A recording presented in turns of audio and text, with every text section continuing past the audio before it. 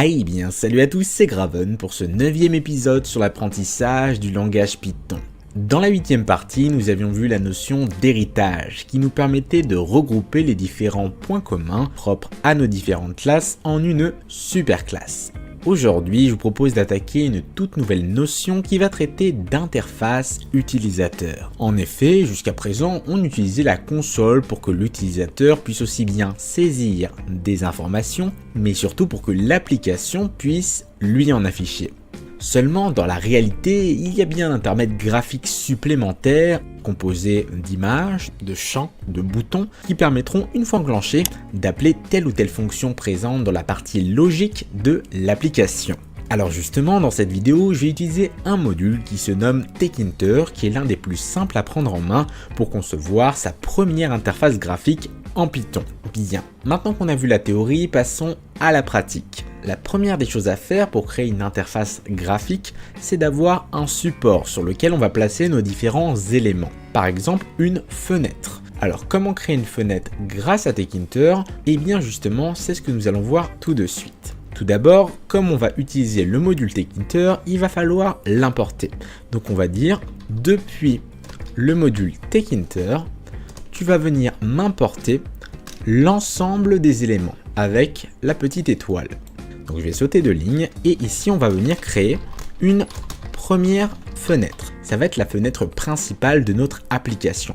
Alors comment va-t-on faire cela? Eh bien c'est très simple. On va venir créer une nouvelle variable qui va stocker l'instance de la fenêtre qu'on va créer. Alors on va lui donner un nom qui va être un peu explicite. Vous pouvez l'appeler par exemple root qui correspond à la fenêtre qui sera à la racine de tous les éléments. Ou alors on peut l'appeler master ou même encore plus simplement window. Je vais affecter cette variable à l'instance d'un nouvel objet tk qui permet de créer une nouvelle fenêtre grâce à Tkinter, tout simplement. Et maintenant qu'on a créé la fenêtre, il faut bien évidemment l'afficher dans la boucle principale de l'application. On va tout simplement dire que window va venir actionner la méthode mainLoop, comme ceci. Je vais faire un clic droit sur app, run app, et donc là la fenêtre vient d'apparaître. Je peux tout à fait venir la redimensionner en X, en Y, également la réduire, la mettre en plein écran, la fermer, etc. comme une fenêtre standard. Seulement, la problématique qu'on a là, c'est que c'est la fenêtre par défaut que propose Tkinter. Donc on va pouvoir commencer par changer un petit peu tout ça. Donc tout d'abord, le titre de la fenêtre va pouvoir être modifié grâce à window.title, qui va prendre en paramètre un argument du texte qui va être le nom de la fenêtre. Je vais appeler par exemple my application. Ensuite, je saute une ligne et on va changer les dimensions de cette fenêtre. Donc on va faire window.geometry et pareil, ça va être un argument du texte. Par exemple, je peux faire que ma fenêtre fasse par défaut 300 pixels par 300. Donc je vais écrire 300 x 300. Dans ce cas, si j'arrête le programme et que je le relance, la fenêtre aura désormais une taille fixe par défaut. Je vais pouvoir créer une deuxième fenêtre qui fait par exemple 480p par 360. Et si je lance ceci, je vais avoir une fenêtre un peu plus grande. De même, si je veux mettre une fenêtre encore plus grande qui va être en HD, je vais naturellement mettre ici 1080 pixels en largeur par 720, qui va me donner cette taille d'écran, comme ceci. Alors bien évidemment, toutes ces fenêtres que je viens de créer ici ont une taille définie par défaut, mais l'utilisateur peut tout à fait les redimensionner à sa guise et écraser le contenu à l'intérieur. De ce fait, il est plus judicieux de mettre une taille minimum et une taille maximum pour chacune de ces fenêtres. Donc pour ce faire, on va définir que notre fenêtre va porter une taille minimum en X de 480 et en Y de 360. Donc je vais arrêter toutes ces fenêtres. Et si maintenant je lance le programme, ma fenêtre est toujours de la même taille, mais sa taille minimum ne pourra pas dépasser 480 pixels de largeur par 360. Donc ça fonctionne parfaitement. Maintenant, comment va-t-on changer la petite icône présente ici? On va venir ajouter ici une nouvelle ressource. Donc pour ce faire, vous prenez l'image de votre choix. Par exemple, j'ai mon logo ici en PNG et je vais devoir le convertir avec un site de conversion en ICO. Donc ici, vous tapez PNG to ICO et vous tombez sur un convertisseur en ligne, donc très facile à générer. Comme ceci. Je vais venir ici la glisser dans mon projet en faisant ici OK. Je valide à nouveau et donc là l'image vient de s'ajouter à ce niveau-là. Donc si je retourne dans App, pour l'ajouter en tant qu'icône de la fenêtre, il me suffira de faire un coup de Window.IconBitmap et on va mettre entre parenthèses, entre guillemets, pour mettre du texte, le chemin permettant d'accéder à ce logo. Donc ici, on va mettre naturellement logo.ico, étant donné qu'il se trouve au même emplacement que mon script. Donc j'éteins ceci, je relance le programme, et donc là, on a bien ici mon logo qui s'est ajouté. Donc ça fonctionne parfaitement. Dernière petite chose, on va changer la couleur de fond présente par défaut sur la fenêtre, donc le gris, en mettant une couleur un petit peu plus vive qui va être encore mieux. Donc pour ce faire, je vais ici rajouter encore une fois sur ma fenêtre une propriété qui va être ici de configurer un composant spécifique qui va être le fond, donc ici background, et je vais mettre un petit égal et mettre ici des apostrophes pour mettre la couleur que je souhaite mettre en fond. Alors vous pouvez très bien utiliser des couleurs standards comme par exemple le rouge, le bleu, le jaune, etc. etc. Mais ces couleurs sont vraiment très flash et je ne vous les recommande pas du tout. Ce qui serait plus judicieux, c'est de choisir votre propre couleur avec le code hexadécimal que vous retrouvez sur internet. À ce niveau-là, vous choisissez la couleur de votre choix et il vous suffira de récupérer ce petit code juste ici. Donc pour ma part, je vais utiliser le 41B77F. Comme ceci. Donc si maintenant je relance le programme, on a ce résultat, une fenêtre en vert clair. Bien, on en a fini avec la personnalisation de la fenêtre. Maintenant, ce que je vous propose de faire, ça va être de rajouter un premier composant graphique, par exemple un texte. Pour ce faire, on va revenir dans notre code et ici je vais ajouter un premier texte. On va commencer par créer une nouvelle variable qui va porter ce composant. Donc je vais l'appeler par exemple label underscore title et je vais affecter cette nouvelle variable à une instance de l'objet label qui est donc Tekinter et qui permet de créer du texte. Donc il nous propose différents composants. Donc tout d'abord, je vais devoir dire à quel endroit je souhaite injecter ce texte. Étant donné que j'ai créé une fenêtre, eh bien je vais le mettre sur la fenêtre. C'est tout à fait normal. Cette fenêtre porte le nom window en tant que variable, donc je vais mettre ici window. Donc ça c'est la première étape, on choisit l'emplacement où va être injecté notre composant.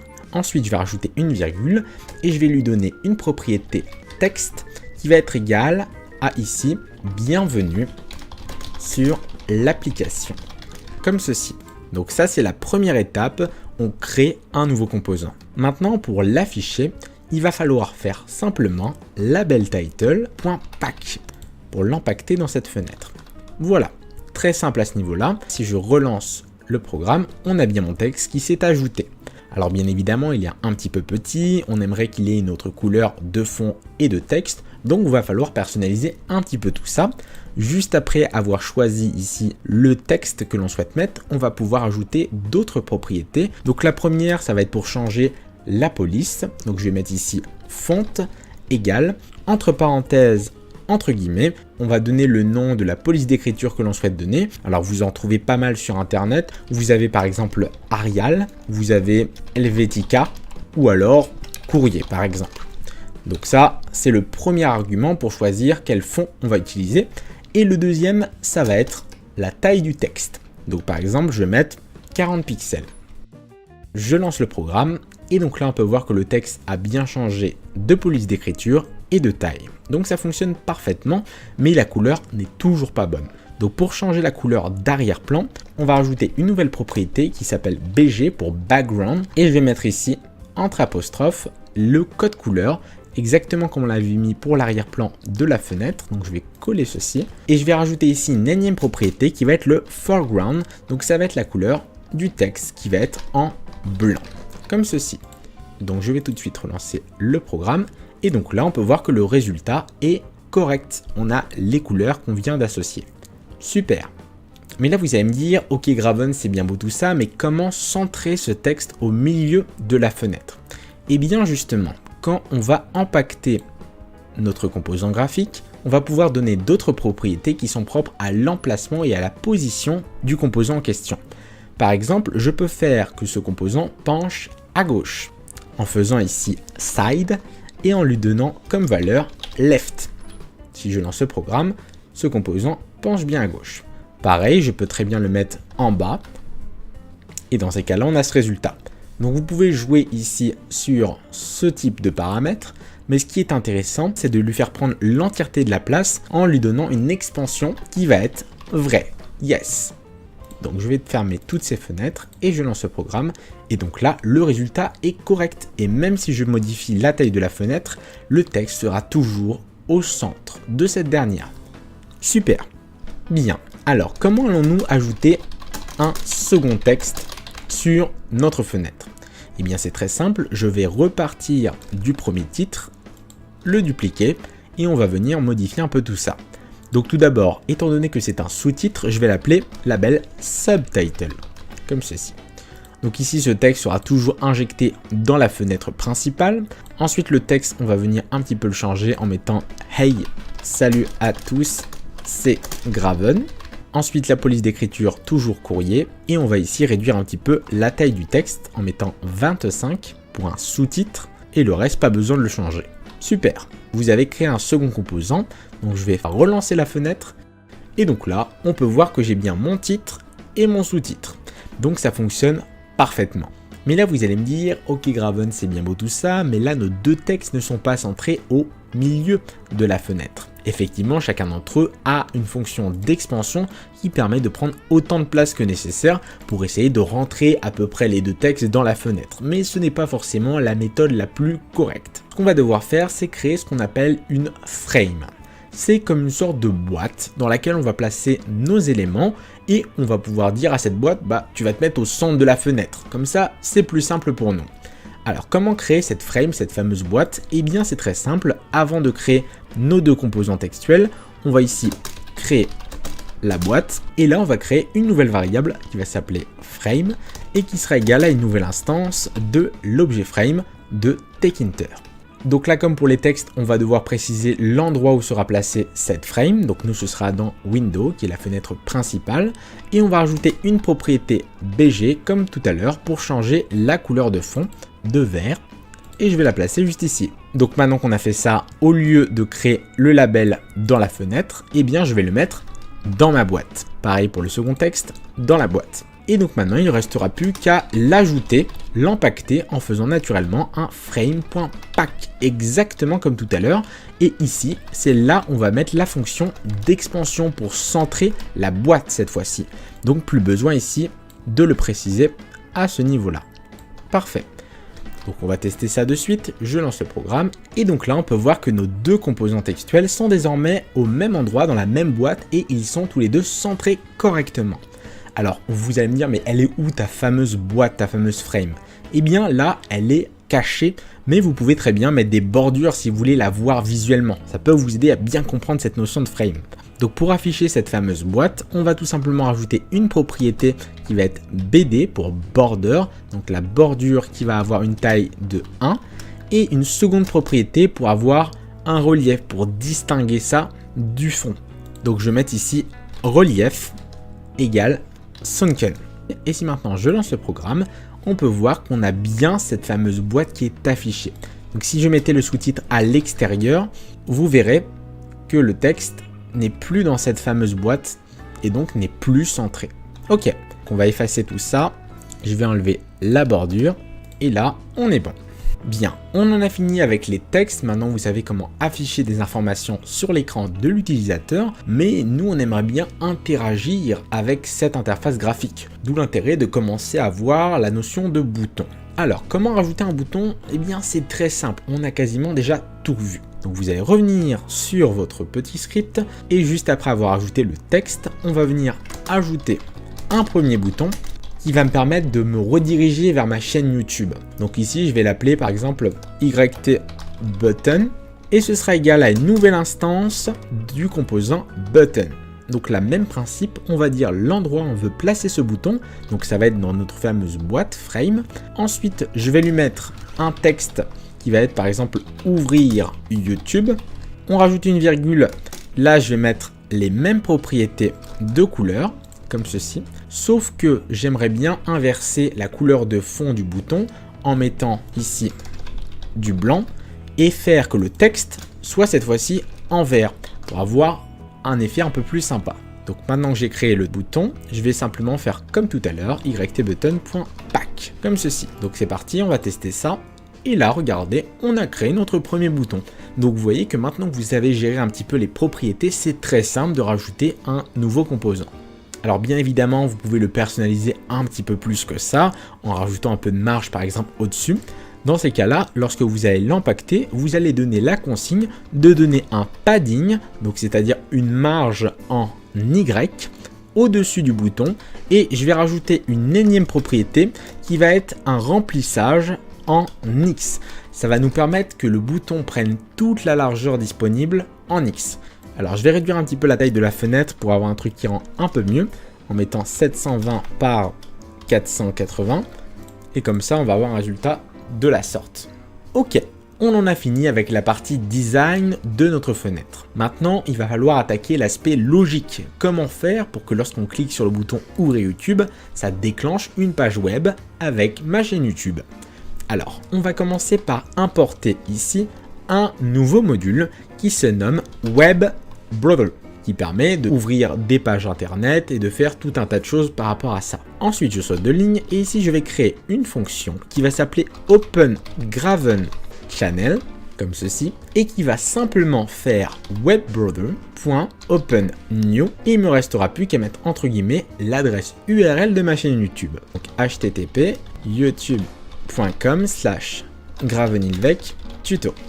Comme ceci. Donc là, il y a quelques erreurs ici de PEP8. Je vais faire un clic droit sur le composant, Alt, Entrée, Reformat File, et là, on va avoir quelque chose de la sorte. Maintenant, comment faire pour la déclencher une fois que l'utilisateur clique sur ce fameux bouton? Eh bien, c'est très simple, on va rajouter une énième propriété command qui va être égale à la fonction à appeler OpenGravenChannel sans les parenthèses, et on a ça.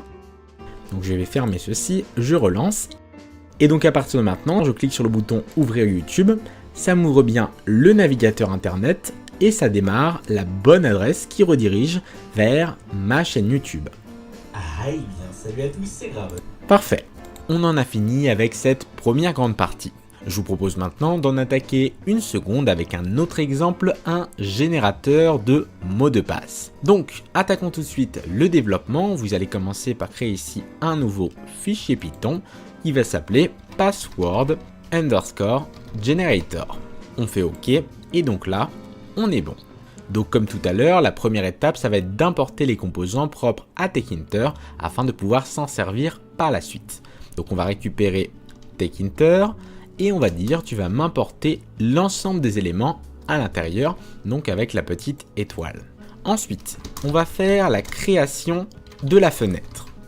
Donc je crée une nouvelle variable window qui va être affectée à une nouvelle instance de TK pour créer une fenêtre. Un peu plus bas, on va désigner le titre de cette fenêtre. Donc je vais mettre ici générateur de mots de passe. Ensuite, on va choisir la taille, window.geometry, et on va choisir, comme tout à l'heure, une taille de 720 pixels par 480. Également, au niveau de la petite icône présente sur la fenêtre, on va réutiliser ce qu'on a importé tout à l'heure en faisant window.iconBitmap et en mettant ici notre logo.ico. Et enfin, pour finir, on va changer la couleur de fond de notre fenêtre en faisant window.config et en changeant la propriété background qui est l'arrière-plan avec la couleur de notre choix. Donc dans mon cas, j'ai choisi un vert bleu clair sur internet qui porte le code hexadécimal 4065 A4, comme ceci. On va tout de suite tenter d'afficher la fenêtre pour voir si le résultat nous convient. Donc je vais faire ici window.mainloop. Parfait. Donc on va pouvoir déjà tester ça. Je vais ici faire un clic droit sur le password generator, run password generator. Et donc là on peut voir que ça fonctionne parfaitement. On retrouve bien la bonne icône, le bon titre, les bonnes dimensions ainsi que la bonne couleur d'arrière-plan. Maintenant, la première question qu'on est en droit de se poser, c'est quel va être le premier composant que nous allons placer sur ce fameux générateur. Alors par exemple, à notre gauche, on pourrait mettre une image pour représenter le mécanisme du générateur. Tandis qu'à la droite, on mettra l'ensemble des composants, les titres, les boutons, etc. etc. Alors, comment va-t-on rajouter cette image? Eh bien tout d'abord, il faut en choisir une et l'importer dans notre projet. Donc moi j'ai choisi cette image sur le site flaticon.com, qui est une banque de ressources en ligne où vous avez des icônes gratuites et payantes. Je m'en sers pour mes vidéos, mais aussi pour le développement, pour mettre sur des applications mobiles par exemple. Donc il vous suffit d'en choisir une et de venir la glisser dans votre projet, comme ceci. On fait OK et on fait OK. Ensuite, la deuxième étape, ça va être ici de rajouter une section création d'images où nous allons mettre donc les instructions pour générer ce qu'on appelle un canevas. C'est tout simplement une zone dans laquelle on va dessiner l'image qui aura une certaine taille et certaines propriétés. Donc ce que je vais faire dans un premier temps, c'est choisir les dimensions de cette image. Donc moi, en largeur, donc WDTH, ce sera égal à 300 pixels. Et ensuite la hauteur, height, qui sera égale également à 300. Je saute une ligne, ensuite je vais créer une variable qui va permettre de générer cette image à partir de la source que je viens d'importer. Donc là on va faire une nouvelle variable image qui sera égale à une nouvelle instance de l'objet photoimage de Tkinter. Donc j'importe ceci et entre parenthèses je vais mettre ici le nom du fichier qui sera égal ici à ce qu'on a mis là, donc password underscore onboarding.png comme ceci.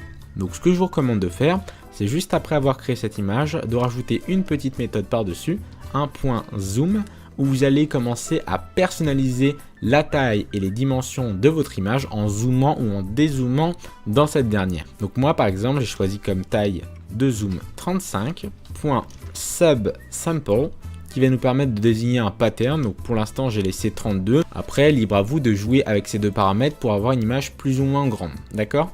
Ok, donc maintenant qu'on a chargé cette petite image, je vous propose de créer un peu plus bas une nouvelle variable que je vais appeler canvas et qui va être égale à une nouvelle instance de l'objet canvas de Tkinter également. Alors qu'est-ce qu'un canvas ou un canvas? C'est tout simplement un espace où on va pouvoir dessiner des composants graphiques. Ça peut être du texte, des images ou alors des formes comme des rectangles, des triangles. C'est vraiment un espace dédié à la création graphique. Donc dans cet espace, on va devoir préciser différents paramètres et le premier, comme les boutons et les labels qu'on a vus précédemment, ça va être l'endroit où on souhaite placer ce composant. Donc dans notre cas, le composant principal c'est Window, la fenêtre, donc on va placer ce composant dans Window. Le second, ça va être bien sûr la largeur de cet espace de création. Donc dans notre cas, ce sera égal à ce qu'on a défini ici comme variable, donc WDTH. Pareil pour la hauteur, on va mettre ici height qui sera égal à height. Et enfin pour finir, on va rajouter une énième propriété BG pour changer le background, donc l'arrière-plan, en mettant ici la même couleur qu'on a définie pour le fond, qui est juste ici, afin d'éviter d'avoir la couleur grise du canvas par défaut, qui va être vraiment pas très joli à regarder, donc autant mettre notre propre couleur. Parfait, donc maintenant que j'ai créé cet espace de dessin, on va créer notre image à l'intérieur.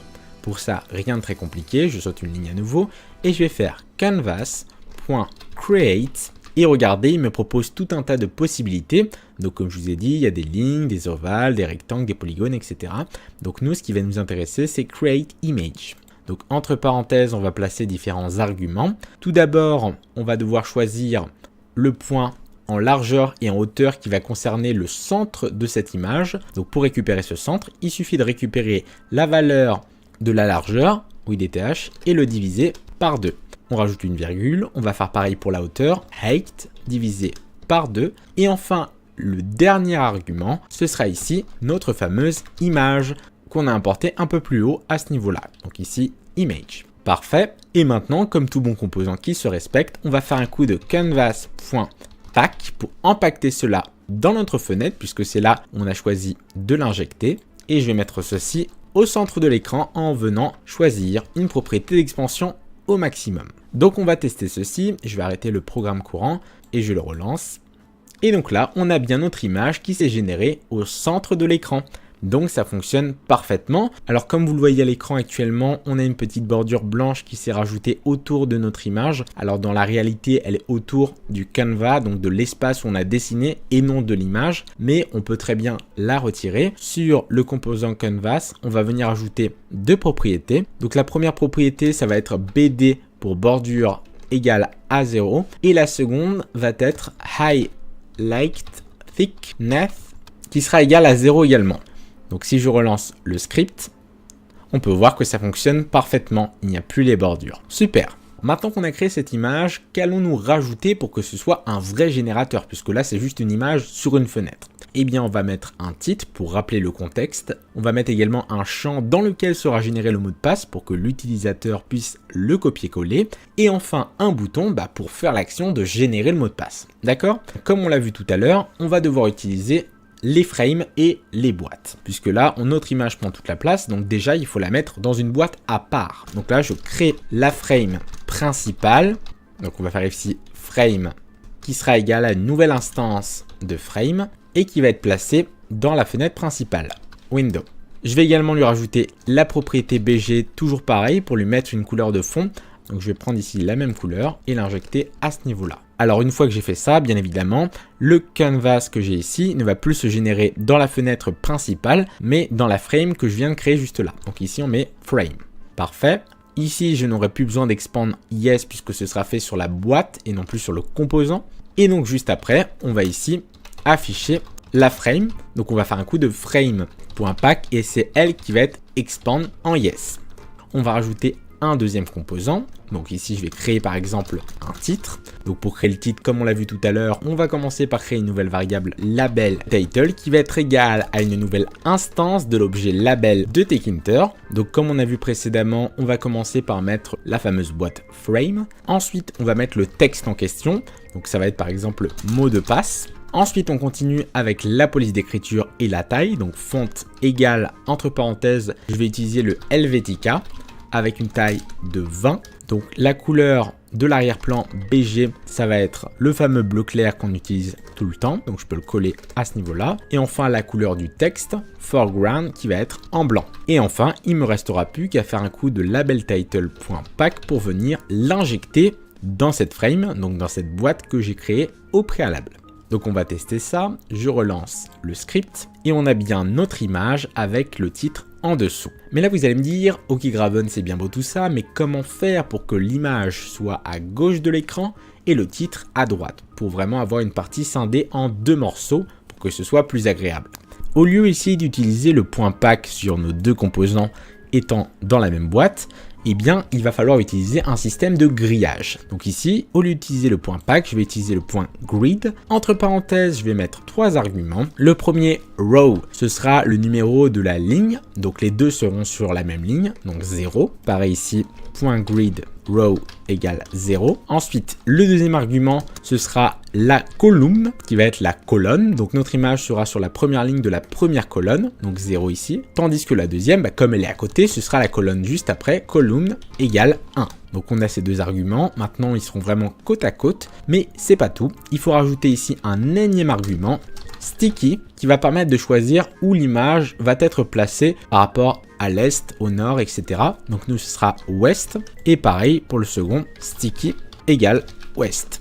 Donc à partir de maintenant, si je lance le script, j'ai bien mon image à gauche et mon titre à droite, donc ça fonctionne parfaitement. Maintenant, vous posez sûrement la question de comment on va mettre d'autres composants en dessous de ce fameux titre, étant donné qu'on a défini explicitement que c'était une grille, donc forcément on se limite à certaines choses. Donc c'est très simple, avant de créer ici le titre, on va créer une sous-boîte qui sera placée à la droite de l'écran. Donc je saute une ligne, on va ici créer donc une variable rightFrame qui sera égale à une nouvelle instance de l'objet frame. Entre parenthèses, l'élément parent, ce sera la boîte d'au-dessus, donc frame. On va mettre la couleur d'arrière-plan, donc BG comme d'habitude, comme ceci. Ensuite, quand on va créer ce fameux titre, on va plus le placer dans la frame générale, mais dans la frame à droite. Donc ici, on va pouvoir l'empacter, labeltitle.pack. Et maintenant, au lieu de faire le fameux coup de grillage sur le composant textuel, donc le titre, on va le faire directement sur cette frame. Et dans ces cas-là, ici, on place la sous-boîte à droite de la frame principale. Et on va créer ici un second composant. Donc je vais me baser sur le premier pour pouvoir aller un peu plus vite en le dupliquant. Et ce sera ici non pas un titre, mais un champ. une entrée, un input. Tous ces termes désignent tout simplement un espace dans lequel l'utilisateur va pouvoir inscrire du texte. Vous en avez partout autour de vous. Par exemple, lorsque vous vous inscrivez sur un site internet, vous remplissez un formulaire qui comporte différents champs pour l'email, le mot de passe, votre nom, votre prénom, etc. Et là, c'est le même mécanisme. Alors dans notre cas, la différence, c'est juste qu'on va s'en servir pour injecter le mot de passe généré pour que l'utilisateur puisse le copier-coller, chose qu'on ne peut pas faire avec un label. D'accord ? Donc ça, je vais le renommer en password_entry, password_entry, et ce sera plus un label, mais une entry. Donc toujours placé dans notre sous-boîte. Ici, il n'y aura pas de texte, mais on garde les autres propriétés standards. Donc je relance le script, et regardez, on a bien ici un champ où on peut écrire du texte, et c'est là où le mot de passe sera généré, tout simplement. Donc bien sûr, il nous manque un dernier composant graphique juste en dessous, qui est bien sûr le bouton pour générer ce mot de passe. Donc je retourne à nouveau dans mon code et on va rajouter le troisième et dernier composant. Donc je vais me baser ici sur le titre, je vais venir le dupliquer à nouveau et on va créer ici un bouton. Donc ici on va l'appeler generate_password_button. On va venir dupliquer ça pour l'empacter. Et ce sera plus un label mais un button. Et bien sûr il faudra changer le texte en mettant générer comme ceci. Donc je vais relancer le script et regardez, j'ai bien mon bouton qui s'est rajouté. Donc ça fonctionne parfaitement. Vous pouvez faire qu'il prend toute la place de la boîte. Il vous suffit de mettre la propriété fill qui va permettre de remplir par rapport à l'axe des abscisses, donc en X. Ce qui va nous donner un résultat plutôt intéressant. Regardez, je relance et là le bouton prend toute la place nécessaire. Donc là, on commence à avoir un résultat plutôt intéressant. Maintenant, il va falloir faire la petite partie logique de l'application, vraiment très simpliste. On va faire que lorsque l'utilisateur clique sur générer, ça déclenche une fonction de génération de mot de passe. On récupère la chaîne et on va venir la placer dans ce petit champ pour que l'utilisateur puisse le récupérer en copiant. Donc je vais faire ici un def generate_password. Comme ceci. Donc à ce niveau-là, on va créer plusieurs variables. La première, ça va être la taille minimum du password. Donc là, je vais mettre password_min égale 6 par exemple. Ensuite, la seconde, password_max qui sera égal par exemple à 12 caractères. Et à partir de maintenant, c'est là que ça devient intéressant puisque je vais pouvoir choisir quels sont les caractères autorisés ou non pour cette génération. Est-ce qu'on a le droit au arrobase, au point d'exclamation, aux chiffres, aux lettres, etc., etc. Donc pour ce faire, avant de mettre une variable allchar qui va permettre de stocker tout ça, je vais ici importer un peu plus haut un composant qui est le module string de Python qui est présent par défaut. Donc je vais ensuite affecter ça à un ensemble de possibilités. Donc ici la première c'est string.ASCII_letter pour avoir toutes les valeurs de la table ASCII, donc les A, B, C, D, etc. en majuscules et en minuscules, plus string.ponctuation. Donc si vous faites un contrôle et que vous cliquez dessus, ça vous affiche les caractères associés, plus string.digit pour avoir les chiffres. Et donc maintenant que j'ai défini ces trois variables, je vais créer ici une boucle for x in range et l'intervalle que je vais donner, ce sera un nombre au hasard en faisant roundInt parmi la taille de password minimum et la taille de password maximum. Donc le roundInt permet de choisir une valeur au hasard entre le minimum et le maximum que j'ai donné, sachant qu'elle appartient également à un module de Python. Donc si vous faites Alt, Entrée, elle vous propose d'importer random.roundInt, donc random permettant de faire des choses au hasard sous Python. Et qu'est-ce qu'on va faire à chaque tour de boucle? On va choisir une valeur grâce à la fonction choice de random, donc je vais venir la rajouter, un caractère parmi la liste que j'ai définie, tout simplement. Et qu'est-ce qu'on va faire à chaque tour de boucle? Alors bien évidemment, là, ça va nous retourner les caractères un par un, mais pour vraiment construire cette chaîne sous la forme d'une variable, il suffit de faire ici password égale, je vais mettre le choice à ce niveau-là, on supprime les points à la fin et on va joindre chaque caractère en faisant .join et il nous restera plus qu'à englober tout notre code.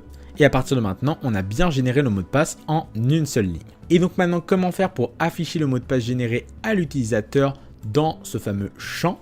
Eh bien, il nous suffit simplement de récupérer password_entry qu'on a créé un peu plus bas et on va faire un point delete à la position 0 jusqu'à la fin pour nettoyer le champ puisqu'il se peut qu'il y ait déjà des caractères dessus. Et après, password_entry.insert à la position 0 également le fameux password, comme ceci. Donc là, on est bon et maintenant il nous suffit simplement d'appeler la fonction GeneratePassword lorsque l'utilisateur clique sur le bouton associé. Donc on va rajouter à la fin une nouvelle propriété commande qui sera égale à GeneratePassword. Parfait. Donc on va tester ça, je relance le script. Et si maintenant je clique sur générer, regardez, j'ai bien le mot de passe qui se génère. Je reclique, un autre mot de passe, je reclique, un autre mot de passe. Donc ça fonctionne parfaitement et vous voyez qu'à chaque fois j'ai minimum 6 caractères et au maximum 12. Donc ça fonctionne parfaitement. Alors dernière petite chose avant de se quitter. J'aimerais vous montrer comment rajouter un petit menu de navigation en haut de notre fenêtre pour ajouter quelques actions personnalisées en plus pour faciliter l'utilisation de notre interface graphique. Pour ce faire, vous allez revenir dans votre code et on va ici s'occuper de la création d'une barre de menu. Donc ça va être un espace où on va ranger plusieurs menus. Par exemple, ici sur PyCharm, on a une barre de menu avec un menu file, un menu edit, etc., etc. Et dans chaque menu, on a différentes commandes. D'accord? Donc pour créer une barre de menu avec Tkinter, c'est très simple. On va ici créer une nouvelle variable menu underscore bar qui sera égale à une nouvelle instance de l'objet menu de Tkinter. Et entre parenthèses, on va mettre quelle est la fenêtre principale. Donc dans notre cas, c'est Window. On saute une ligne. Ici, on va créer un premier menu. Donc nous, on va en faire qu'un seul, un fichier.